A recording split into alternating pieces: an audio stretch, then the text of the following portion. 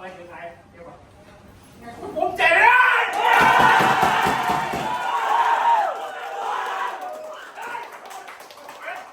โอ้ซุปเปอร์ซับเอา2 ประตูมานี่สุดยอดแล้วจังไหนตอนเฮาทึกน้ำมันขึ้นจังไหนตอนนั้น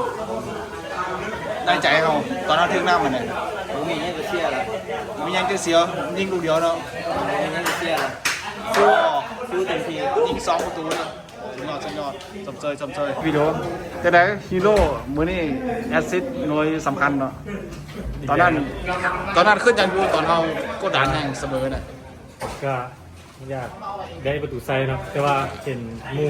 ตรงข้ามดูนาทีดีกว่าเลยให้มูเพื่ออยากได้ประตูไซ สมเชยยิงได้จักประตูนี่เรื่องประตู ยิงอ่ะได้ประตูหนึ่งแต่ได้เซตลูกชาย จากไหนฮีโร่ยิงประตูใส่อนุสาดีใจแห้งหมดเลยขึ้นจากไหนตอนนั้นน่ะตอนทักจะยิงขึ้นจากไหน ถ้าเขายิงใส่มีบทบาทอะไร จัดเลยเนาะที่ไหนโอ้โคตรเขาเกือบโมไหวเนาะกดดันแห้งนั่นนี่ที่จริงเกมเขาเหนือเขาเนาะแต่ว่าเขาจบมาได้เนาะโอกาสเรายิงเป็น10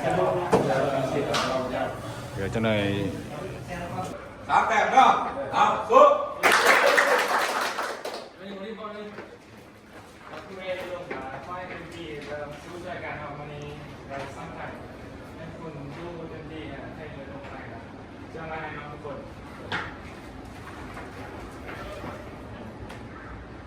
นี่เราเจ็บสู้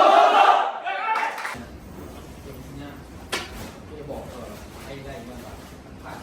จะต้องถูกได้นี่นี่จะสั่งเขาพูดกันเขาจุดได้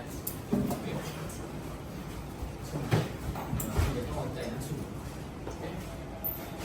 ไอ้คนนี้ทำยังไงเราต้องเป็นเพื่อนเจ้าหน้าที่เวลาผมพูดเจ้าสมุนไอ้เช่นคนมีแต่ได้บ้างจะขึ้นไปว่าห้องจริงเขาก็มีติ่งไอ้บอกเรื่องของความสามารถเขาสู่ฟิลิปปินส์ปี2 ครั้งนะครับเขาสู่ไปเนี่ยใจเจ้าสู่นี่เราผ่านเองคือวิ่งแบ็คเอ๊ะไอ้พวกนี้อ่ะเราชนะด้วยบอกเกี่ยวกับชนะอะไรกันอย่างในโพสต์แต่มันสำคัญละแล้วไอ้ที่ขอใจคุณอีกแมตช์หนึ่งเลยไอ้เสียแมตช์ที่เป็นแมตช์ที่จะหมด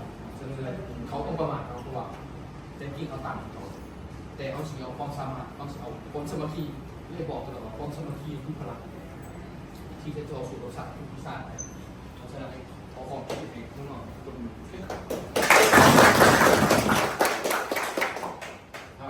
พวกนี้นะขอบใจทางสตาฟขอบใจทางเราดูเรียนนาทีใส่ทำให้3 อย่างจิตใจสะอาดคนสติคนเสียสละเดี๋ยวตามสัญญาทุกอย่างเนาะตอนแรกเขาจังหวะนั้นผ่านไปแล้วต่อไปถึงไหนเดี๋ยวก่อนผมเจ็บเลย